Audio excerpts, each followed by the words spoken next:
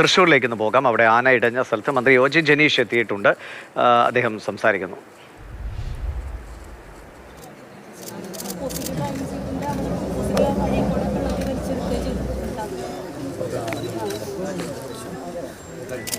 പിന്നെ തിരിച്ചു വരുമ്പോഴാണ് ആന രണ്ടാമത് ജാമാക്കിയത്. പിന്നെ അവിടെ പോയി അവിടെ ആന നിന്നില്ല.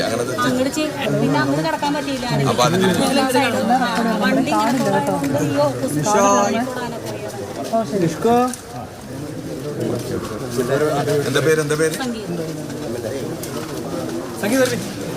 അവിടെയുള്ള ആളുകളുമായി, ഈ ആന പ്രശ്നങ്ങളുണ്ടാക്കിയ വീടുകളിലെ ആളുകളുമായി മന്ത്രി ഒ ജെ ജനീഷ് സംസാരിക്കുകയാണ്.